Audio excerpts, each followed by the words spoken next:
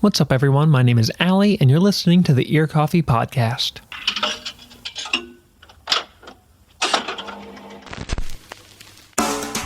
This week, I sat down with Sunpearl, a local duo making improvisational ambient music. We talked about serendipity, collaboration, curiosity, and the surprising creation of their first EP. Keep listening to hear more from Isabel and Toby of Sunpearl on the Ear Coffee Podcast. Hi everyone, my name is Isabel Fajardo. I am the face of Sunpearl, and I'm excited to be here. Thank you, Aly, for having me at Murder House. I ask no questions about why it's called that. We're really relitigating that, even though it's my fault for bringing it up. I forget sometimes that that's not a normal thing to call your house. I'm excited to be here. A little bit about Sunpearl. It is an ambient improvisatory project that largely is around what I call professional oohs and ahs. That's my little tagline for it. And piano largely. If I'm lucky, there's bass and drums involved. And it came to life in the summer of 2024 when Toby and his duo with Robert Lehman invited me out to New York to do some video work for them when they were on tour, to do some studio work at Figure 8 Recording. Cool. And that's particularly exciting because, one, I love New York, and second, an opportunity to do any sort of video recording where I didn't have to do any editing is A+. So while I was doing my video recording across 4 different devices, a collaborator near and dear to our heart made a very innocent, curious question of, Isabel, would you join us on improvising tomorrow at the studio? And I have a background in singing. I've been in choirs or have some sort of singing capacity since I was 4. And I said, I don't know. I'm not sure about that, and slept on it. And the next morning I said, let's go for it. And it was as simple as that question that got the project started. So the next day I crashed in on their studio recording, so to speak, and the idea was born from there. And since then, I've run with the idea of Sunpearl, and that is my primary source of joy and musical output nowadays. But I'm also very, very lucky to be one of Eric Mason's backup vocalists, and he runs a wonderful tight ship of 4-part harmonies, of which I do backup vocals with Abby Wolf, Nathan Barlow, obviously myself, and Eric Mason, and Toby also does drums for that band. I think now is a great segue into Toby, my counterpart in Sunpearl. Hello. Remind me what the question was. Just starting with an introduction of yourself and music you make, both with Sunpearl and throughout. We can loop back on. We don't need to go down the laundry list since Great. I at least know that you're in a couple of bands. Yeah. Before we get into it, and then we can kind of bring that back into the start of the project, since Isabel was kind enough to already bring that up. Great. Great. I'm Toby. In Sunpearl, I play a couple things. On the EP we've put out, I play piano. Sometimes in the live shows, I'll play bass or drums. I primarily play drums with lots of people around Minneapolis. Sometimes other things, but mostly drums, like Isabel said, with Eric Mason, for example. I think that covers all of my bases.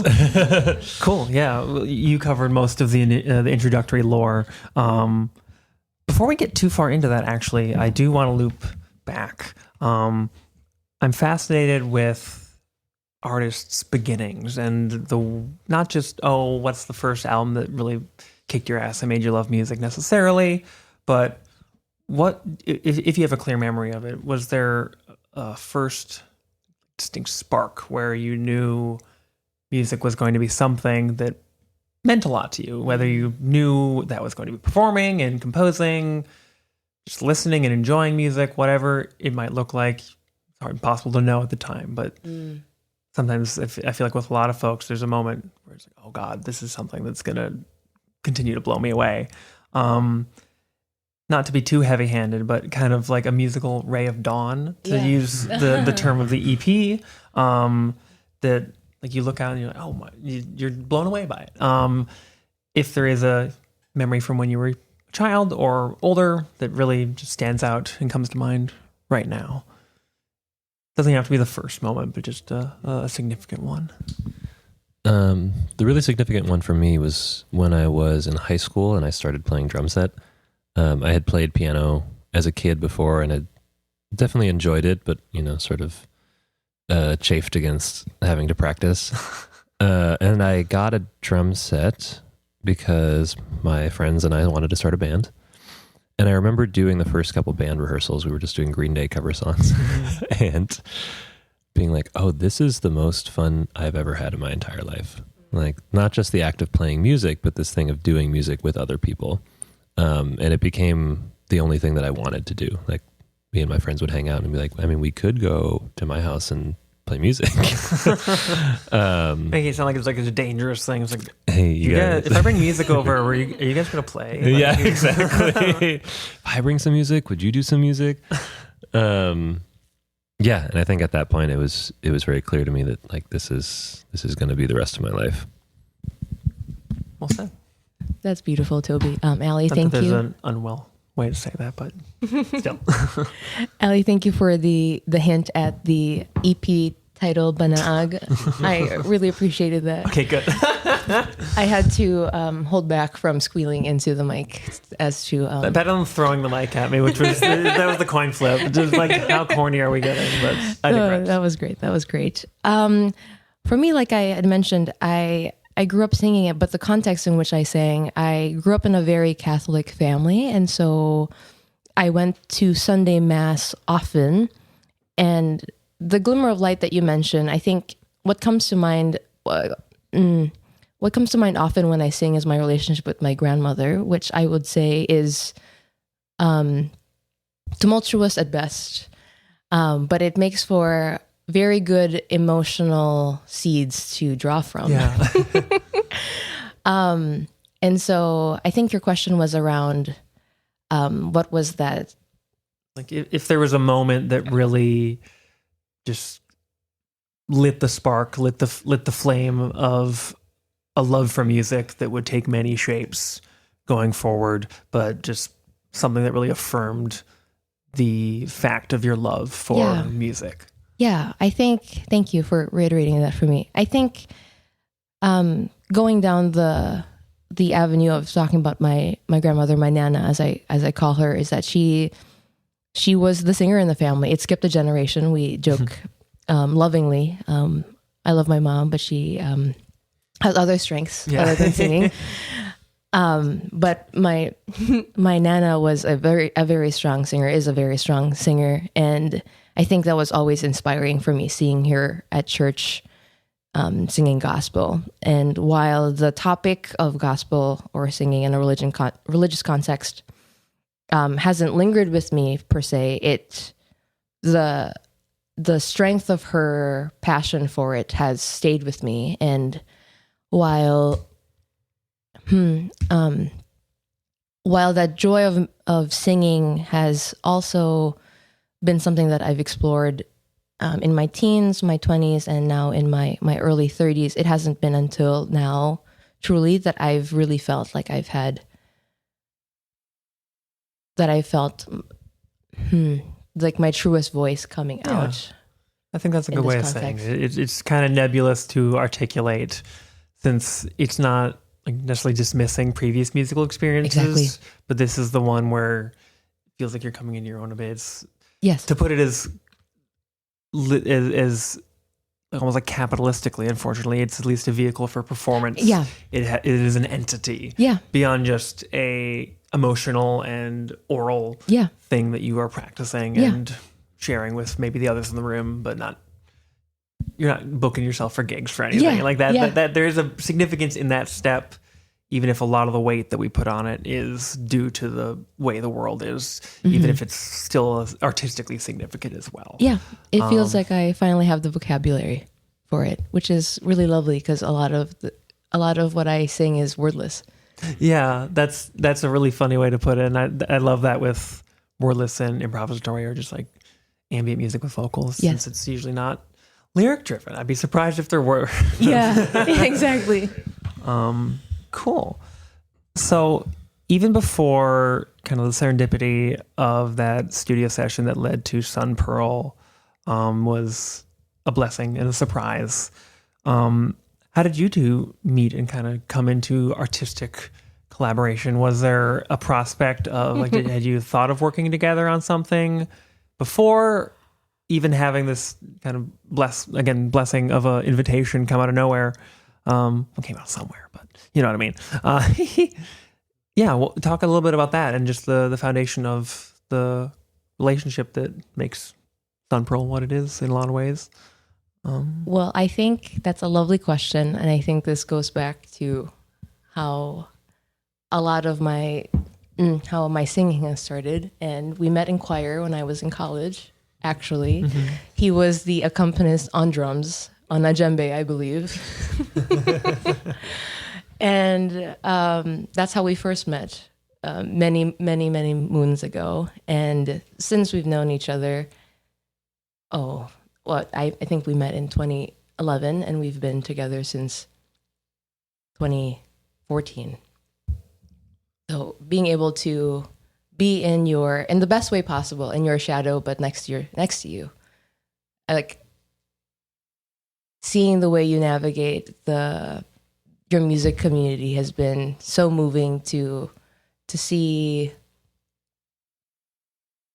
how you cultivate your relationships and who you've become musically has only been inspiring and has brought me to explore who I can be through Sunpearl. And while Sunpearl is new, it's also been bubbling for the last 10 years.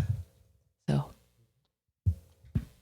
anything to add? Yeah, well said, but anything to add? Yeah, I think so. Taking a second to collect my thoughts. We met in a musical context, like you said, but this is really the first time we've made music together. I've been making music for a long time, and like you said, I think you've been in that musical orbit. Isabel's also a very accomplished photographer and has been doing a lot of dance photography and music photography for almost the entire time we've been together. And we had many times talked about, is there some way we can do a collaboration between my music and your photography? And we'd tried a couple little things that sort of worked, but nothing really felt like, oh yeah, this is the way that we can collaborate. And it wasn't, super, super important. We're going to keep trying and figuring things out. And so then I think when the studio session happened and you started singing and you're like, oh, I want to make this a thing, make this a musical thing. We very naturally fell into collaborating because we had been looking for that for a while. Yeah, but there's, I think, a beautiful struggle in partnerships and relationships where the mediums are different. Mm-hmm. There's a pressure, or almost not like an expectation, but it kind of feels like a self-imposed expectation. It's like, do we make something together? Like, how do we actually? Right. It's great that we're all making stuff, but pursuing our respective passions. But how do we mash it all together? And sometimes it takes a kind of jolt of lightning to make that happen. Absolutely. So with the EP, now talking about the music a little bit, is it Banag? Banag. It's only 13 minutes, but this is more of a curiosity for me since it's cut from 19 minutes. It's not the entire recording. And since it's already such kind of a fluid ambient experience, it's 20 minutes isn't much terribly longer than 13 minutes. So I'm curious, what was the thought between kind of assembling it, like the seam placement? The first two pieces or movements are pretty just segue right into each other and have the drum that connects them, whereas there's a little break before a new. So I'm guessing that's at least where the audible seam is to my ears as a listener. But I'm just curious about that as just like a fellow musician, as a dork who's obsessed with this kind of stuff and just like, why is it 19 minutes? Who cares? But I want to know about it. The reason is very simple. We had 19 minutes of material and we listened back to it. To be honest, I liked all of it. And Isabel was very like, that middle couple minutes, I don't like it. Yeah. We're cutting it out. And yeah, that's the joy and the weirdness of Right. listening back to your own improvisations. Absolutely. Yeah. And I think it felt to us like in that first, we sort of improvised it in two chunks. So the first two are one improvised chunk, the missing piece, and then the last one were one other improvised chunk.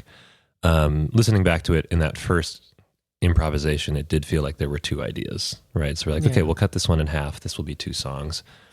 And then for that second one, we just cut out the beginning of it. And the third part became anew.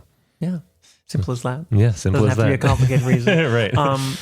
With the formulation of and just kind of the sense of it as two pieces or two segments, even if one was truncated in the end, was any of that, even like morning of, we're going to try one idea that feels kind of like this and has this color.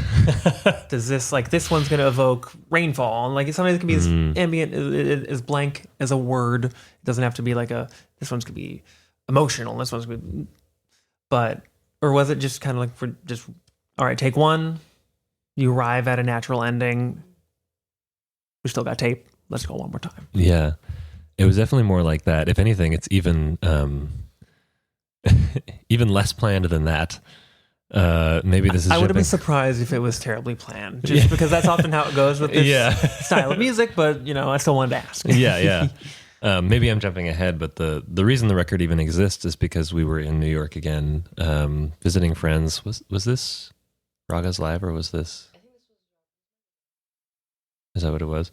So we were staying with a friend and seeing people we knew, and a good friend of ours who's an incredible musician who's on the record.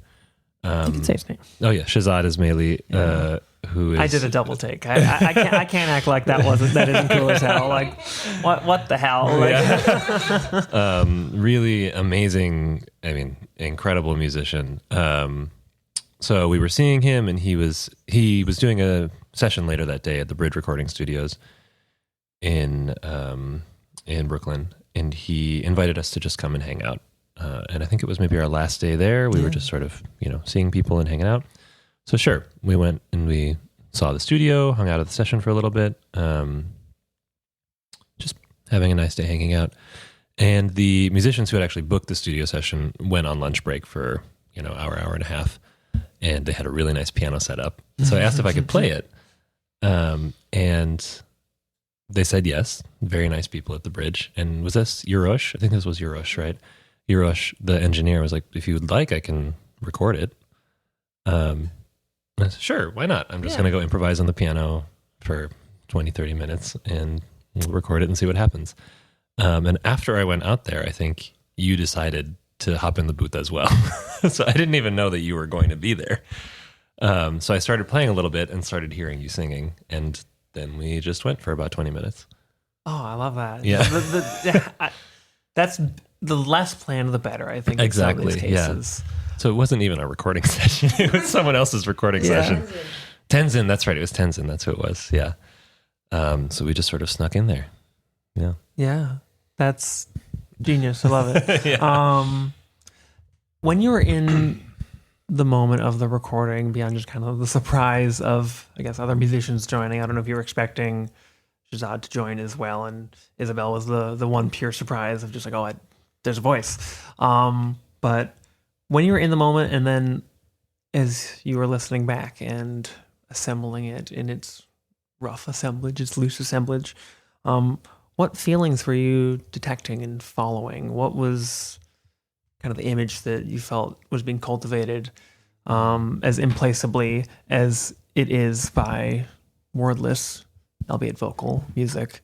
Because something that's so ambiguous for a lot of instrumental music, and it's something that isn't always worth spelling out. But just in this case, it's like, what were the things going through your minds while you were making it? What feelings does it evoke listening back to the music and just casting your mind to that day, that time recording? Having been with Toby many years, I've come to love. I love all versions of Toby, but my favorite version of Toby is Curious Toby. And looking back at this session, this November session at the bridge, the feeling that I was chasing, or that I was less so chasing, but that I was really getting to observe in the booth, and I couldn't even see Toby because that's not how they had laid out the room. I was just looking at a wall. There was a window, and I was looking through the wall, but all I could feel from him was joy that there was this incredibly beautiful piano, and You hear it in the playing. I could hear it in the playing, and absolute curiosity for what he could make with it. And that's my favorite version of Toby. And so when I get that version of Toby in any sort of musical context, any sort of creative context, I get to play. Yeah. And so that's all I got to do in those 19 minutes that we then spliced to 13, was just play and be curious and have fun. Like truly have fun. Like just be joyful. And be kind. Like there's no, when it's happening so fast, when you're exploring ideas, there's no, with no expectation, because we weren't like, oh, let's make an EP with this. Yeah, this is a band, this is an EP, we're going to do X, Y, and Z with this. Truly. Totally open. It's just, let's explore, let's have fun, let's have childlike joy and curiosity. And it's so freeing to just question and be curious and see where things lead. Yeah. I think that's, definitely one of the most beautiful things about improvisation and improvisatory musicianship. Just having talked to so many people who make, whether it is more like it's very thematically intentional and inspired by certain emotions, or it's just totally fluid and almost like truly improvised, not to really put value on one or the other. And just following that curiosity, and it kind of sets like a template without setting like any sort of musical framework of the kind of the idea and the feeling to follow in the future, but not just in this project, but for sure with like live performances, with future recording, if there's to be any, and whatnot, without like, setting like a pressure or like a box to put yourselves in. It's like, oh, every sunpearl show has to sound or be like this. We're playing. Yeah. And as long as we're playing, people aren't like harassing us and like throwing shit, then we're doing something. We're doing what's right. We're doing okay. Exactly. And just that's well said. And I want to affirm that. Agree with that. Thank you. Yeah. Do you have anything to add, Toby, to that? Or I'll add another wrinkle to the question. Sure. I guess it's just kind of like the feelings you were following, and maybe thinking into the headspace of this capital C, curious, capital T, Toby. Was there a moment, even listening back or in the actual 19 minutes of recording, where you felt like you had maybe captured something? Not like, oh, this is going to be an EP, this is going to be so-and-so. Like, it wasn't that specific, but just like, we're catching something. Yeah. And something like if you're just like hitting record and just kind of noodling or making sound to make sound, it doesn't always get to the point where you lean forward a little bit. And there's a feeling or an idea that you start to detect developing versus just like pure ambience. Yeah. If that makes sense. Yeah. So I'll add that as like a little sub dash question. Yeah. I think for me as an improviser, I often have a sense of either during or after the fact of how freely I feel like I'm playing, how much I'm formulating ideas, or maybe feeling stuck and trying to sort of work around that feeling, or just really feeling like an open conduit, just like, wow, it's just really happening today. Yeah, exactly. And I do remember, I can't remember if this was what I was feeling during that session or if this was what I was feeling right after, but I do remember being like, wow, today it really just happened.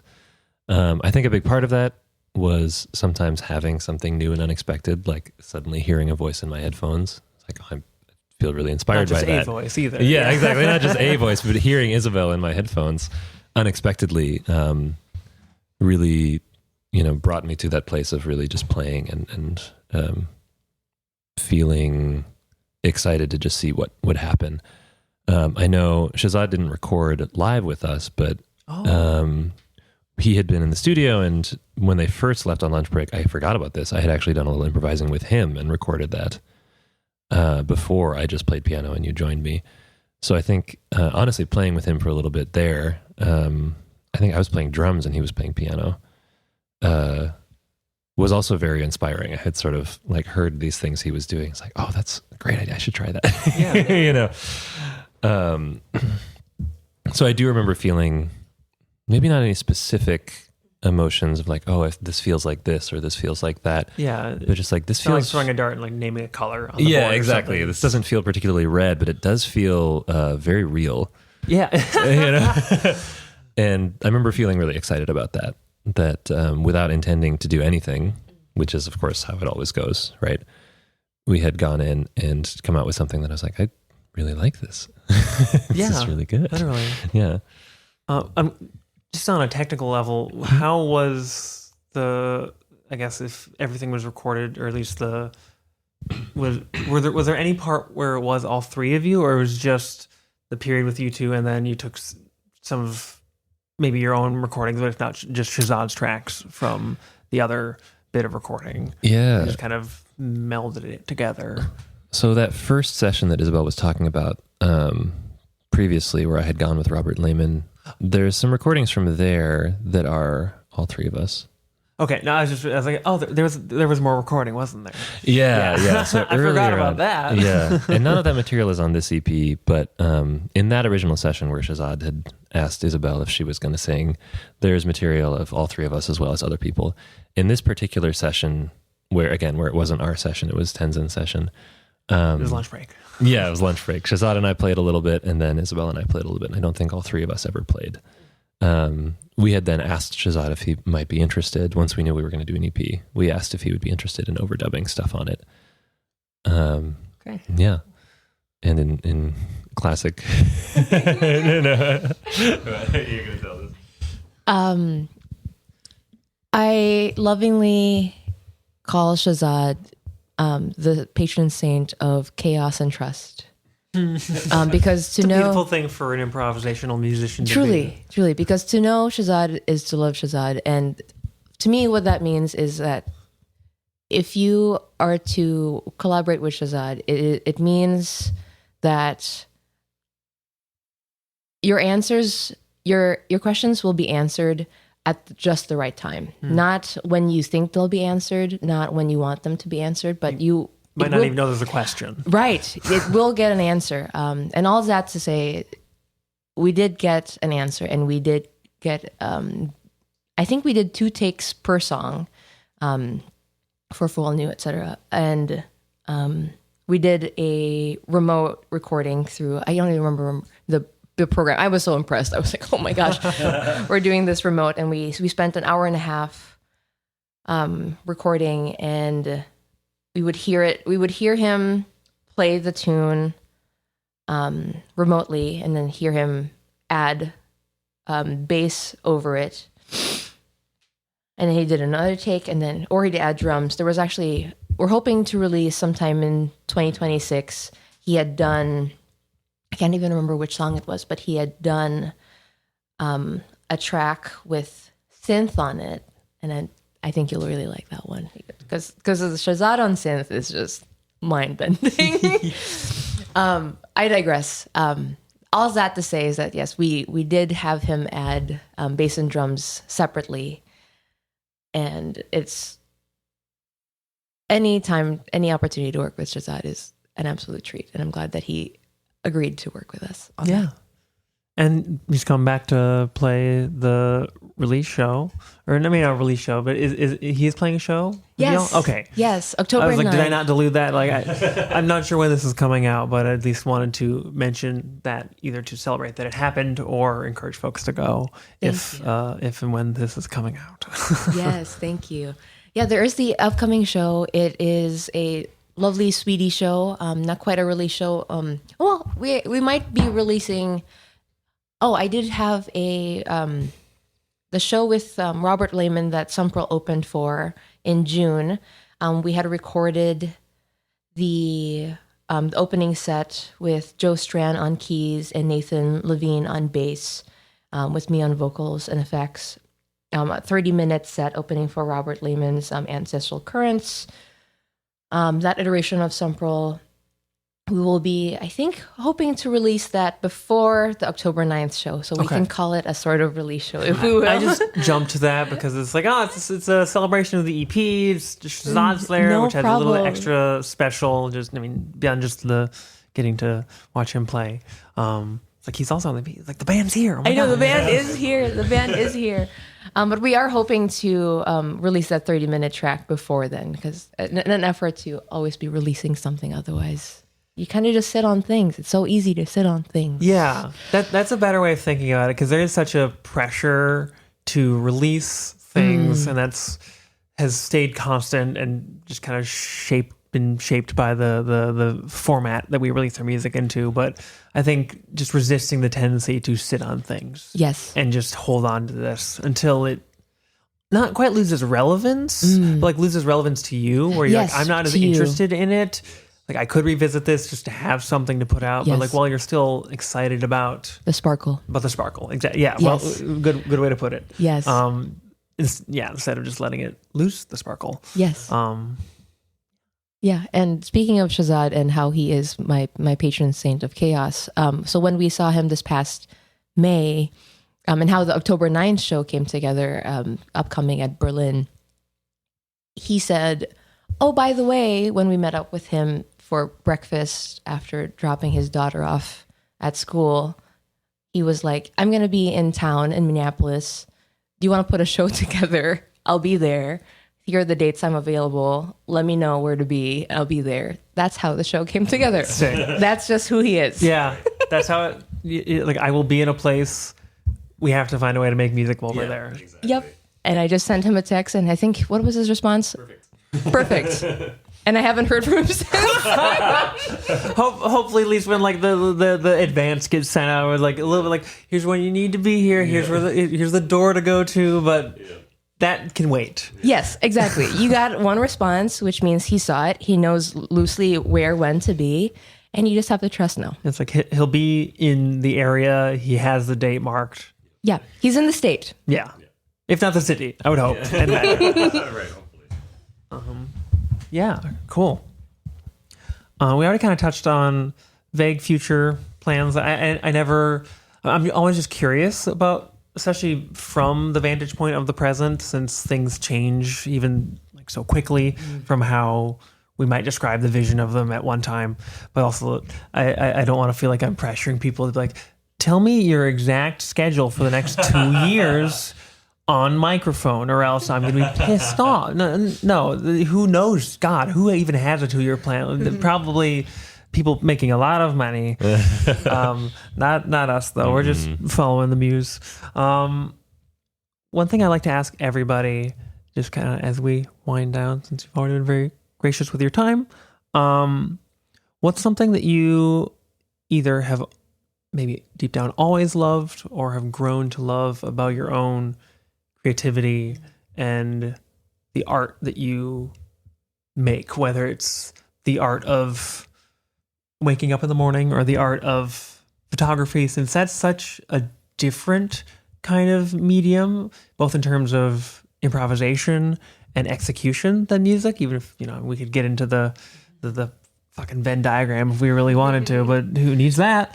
But since there is so much variance, I want to kind of draw it into just your innate creativity, what you always carry with you. It doesn't have to be expressed a certain way. And so I like to keep this question a little ambiguous, but there's no rush to answer either. It's a really good question. Very beautiful. I think at least recently, what I'm coming to really love about my own creativity is a sort of roughness or rawness that I think is inherent in it because of how much I love the idea or the practice of curiosity. Sometimes I think that, or there are times where I think that roughness can be a detriment. But I think it really is just at my best, I am having a really good time exploring. And there is a little bit of looseness that comes with that. And I think that actually, I don't know, it's part of what makes me who I am. Yeah. It doesn't have to be an actual like sonic or visible rawness or roughness. Yeah. Mm-hmm. Even if it's just like, it's we're working in pencil here. Yeah, exactly. It doesn't diminish the intent of the stroke, but it's we're a lot of it's just kind of you're casting broad strokes, you're sketching, and exactly. following. Just like I don't know what this is going to be yet, but we'll find out as the color reveals itself. Right, as we explore. exactly. And there's a character to that kind of work that I think, I'm coming to really enjoy. Hell yeah! This is so weird. Can I get the string on your arm? Oh God, never mind. It's stashed. I'm not gonna get it. Know that. We're gonna delete this. Don't look at me. Don't look at me. Can you just cover your arm so Aly doesn't stare at it? Yeah, can you put your jacket back on? Like I'm really distracted. It's just the. If this was visual, this would be a good bit, but alas, audio only. Isabel, thank you. Yes, absolutely. Could you remind me of the question, please, as you sip your coffee? Yes. Pretty loose question, Yeah. but something that you currently or have at some point recently loved about your own creativity and the way that it is manifested across all different mediums and means or in different collaborations. Yeah. I'm specifically thinking of sunpearl since that's what we're here to talk about, but you're both multifaceted artists, so I don't want to limit that and just like someone's a creative person. It's like that's just going to be present no matter what they're creating. I think my favorite part of pivoting into sunpearl from photography is how much less lonely it feels. Something that unfortunately came out of COVID for me from photography was, well, this is social media as a whole and not just photography, but I think pre-COVID, I felt like Instagram was a bit more when I posted something or when people posted things, there was a bit more engagement in the comments. It felt more like the community I had cultivated was communitying. Yeah. There's presence to it. It wasn't just like a list of numbers where it's like, where are the numbers? Who is the numbers? Yes, truly. It wasn't just like Instagram reels and scrolling. It really felt like people were excited and people were engaged, and not just in numbers and comments, but truly engaged and excited about work and like getting excited about each other's work, getting excited about different work. Yes, and like in the best form that social media was made for, can allow for art. Yes, and post COVID, it felt like every time I posted something, it felt like I was just screaming into a black hole. And at some point, my loving my art just wasn't enough for me to keep going anymore. So that's a hard thing to realize, but that's a brutal thing. Yeah. It's an important, brutal thing to lay out when it becomes real. Truly. So at this point, I call myself semi-retired. I still bring my film camera around when I go on vacations. Your eyes are still the same. You still see things the same way. So yes. So my pivot into sunpearl has been, I've been very excited for it because it's really hard to make. Well, actually, it's very easy to make music without other people. But in this project, I'm particularly excited that I try to make every iteration of sunpearl or every sunpearl show to be a little bit different. Yeah. It's modular in that the last show that I did, like I mentioned in June, Toby was quadruple booked, so he couldn't even be the pearl of Sunpearl. Did you make it to the other 3 or 4? Like what the? I played 2 shows that night. We joked that I was quadruple booked because I had booked those 2 shows and then got asked to do 2 or 3 more or something. So it was like, and I think the Sunpearl one was the last one I got asked to do. So it's like, I'm sorry, there's no way that I can do this. Yeah. Yeah. So then, the beautiful thing about Sunpearl is that it truly is just improvisatory by nature, and it, as much as I love having Toby there because we have a deep understanding of each other, it can be anyone and anything. Mm-hmm. And that's what I'm really coming to love about this project, is that I can learn to lean into the community that I had learned to love, but I have been missing all these years. And I feel so much less alone. And it's such a beautiful feeling to feel a part of something that I've watched from afar for the last 10 years. And by afar, I don't mean like I was ever othered or like I felt not a part of, but now I'm like stepping into it, and people have only been kind. And that is so lovely. This is where you insert, if this was visual, like the holding back tears emoji. That is my face right now. I'll take a really shitty PNG of the emoji, convert it to raw noise, Please. and then just overdub it. Yeah, thank you. Right now. Exactly. Yeah. That was it. Okay. No, I even if it's not quite this formless, but I feel like there's abundance recently. Maybe it's only just because my dumbass is contributing, but just to bands that like just could have anybody on stage. Like if you're just at the show, you can join the band, and like you can make noise or sound in some way. Like, and it's just like different people every time. Maybe there's only a couple, and I just am close to many of them, and so it feels like that. But just like that kind of that formlessness and carrying that ethos in the scene, and I think that's one of the many things that fosters so much collaboration and community, because someone like not like people are bringing their instruments and like be like let me play like and like forcing themselves into lineups or something, but just like that freewheelingness I think is so beautiful. Even if it's like in the case of this other show, like the Pearl wasn't there. Like it did not diminish. Pearl was busy. Pearl was very busy. It didn't diminish its luster. It did not stop anything from happening.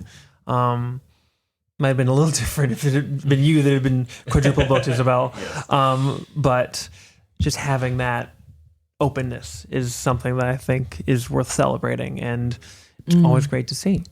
It's very roundabout, but true nonetheless. Yeah. Last question. I always ask everybody this, to the point where some people treat it like homework, and I think that's really funny, but it's not homework. At the end of every God, Jesus, fuck. Sorry, excuse me. At the end of every episode, I ask for recommendations, just local or otherwise. Usually ends up mostly local, but whether it's just musicians or bands or artists that you've been enjoying recently, whether they have put out something recently or it's just a recent rediscovery or what, just like spreading the love, showing a spotlight on, usually it ends up like with friends and other collaborators, and even just the other projects that you each contribute to or have worked on in the past. If you want to share that too, now would be a time to do that. Okay, I'm going to limit myself to potentially 4. Yeah, I'll give the caveat now. It could go on forever. There's nothing wrong with that. It's a beautiful problem to have. 4. Great. Or 5, however many. No. I will first shout out, I think where this idea, where I think this culmination of Sunpearl first, if I were to pluck the idea of Sunpearl where it really first came out of like a dewdrop, I have to shout out Cole Police, who was from here. So From here. We claim you. we went to the same high school. We from here. Because without them, I truly don't think that this could have happened, even if it was years later. They had a Boxing Day show, 2023, and I saw them perform White Squirrel. Toby was on that same bill with Rice, I believe, and their set just blew my mind. And I think that emotion, I was trying to find out a way to, I was trying to find output for it, and I think it was finally sunpearl. It manifested into this. So shout out Cole. Ganavia comes to mind, very not local. But if I could sing like anyone, it would be Ganavia. Okay, yeah. It can be folks from anywhere. The local focus is not strict, but if someone's like good. shouting out like Billy Joel, I'll be like, shut up. No, what are you doing? There's like someone that you know, someone that you care about. So, yes. Or the music, their art excites you. Yes. Ganavia Duraiswamy. Fondness for that name because it's very close to Toby's last name also, Ramaswamy. But incredible singer. I've had the pleasure of seeing her twice in the last year. We just saw her in Berlin. And wow, just... In Berlin or at Berlin? In Berlin. Okay. In Berlin. Now we have a little Twin Peaks ass club. Yes, I know. Quick side note: the day we landed in Berlin, we were walking around and we saw a poster that said Ganavia performing tomorrow. It's like, well, guess we're going. Guess we're going to Funk House. And then 2 local shout outs: Trevor Peterson, because wow, what a bassist. Seeing Trevor play bass is like watching like God. And I don't mean like God capital G, but watching like a God like spin yarn for silk, and it's like someone's fate in the best way possible. It's just like decorating or like creating with like a wave of their hand with like this effortlessness. Yes, exactly. That might have been extra ness of like a deity. Yes. Yeah. Yes. It's like, No. It's just like I'm picking up what you're putting. Yes, I am in the presence of I am but a mere mortal in front of this incredible bassist. And my last shout out is Eric Mason, for whom I would not have rediscovered my love of singing if he had not been like, why aren't you doing backups for me on a random ice house patio? And I was like, oh, I didn't want to assume. So I will do backup vocals for you. So thank you to all those sweeties. I think continuing the trend of the last couple, I was just going to say, I want to mention Eric, of course, also Abby Wolf, who we get to play with, incredible singer, incredible songwriter, Nathan Barlow, just people who are really sweet friends who I feel really lucky to get to collaborate with and play music with all the time. Rice came up a couple times, but love doing music with Rice. Mark Engelman from Rice mixed the sunpearl stuff, is mixing or will be mixing the next release as well.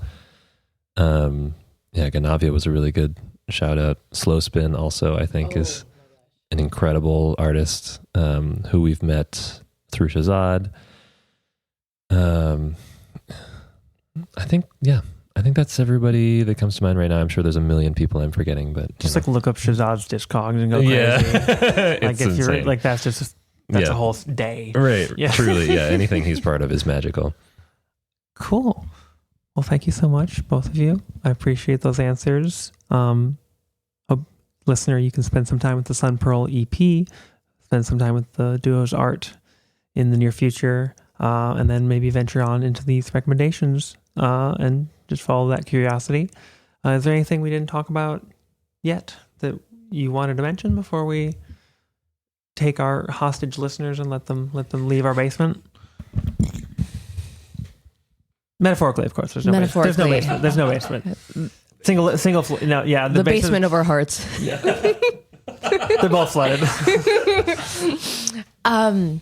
We would love to see you at our upcoming non-release show. Release what you need to release, perhaps. There will be music. That's enough. Thursday, October 9th at Berlin. First set will be Robert Lehman and Toby Ramaswamy. Asterisk, Shazad Ismaili will be there if he is available / gets there on time. But he will be there at our second set. It will be Sunpearl, myself, and Shazad and Toby for the second set. And surprise, in the spring, date TBD, maybe April, maybe May, we will be releasing our full-length album. Okay. With Zach Khan opening, Young Dervish. The rest of the bill TBD. Oh, wow. I was like, you already got the show and everything. Damn, okay. This is real. Okay. Thank you for having us, Aly. Thank you, Ear Coffee, for having us. What a delightful way to start the Sunday morning. I would rather be nowhere else but Murder House. Thank you. You have been listening to the Ear Coffee Podcast. If you like what you heard, please rate, review, and share so we can stand out against the sea of other music podcasts. You can find information and other important links in the show notes of this episode. If you would like to support us, please consider subscribing on Patreon for early access to live sessions and other bonus content. You can also subscribe to our Substack for a regular newsletter with reviews, ramblings, and anything else we have to say. Thank you for listening, and we'll see you next time.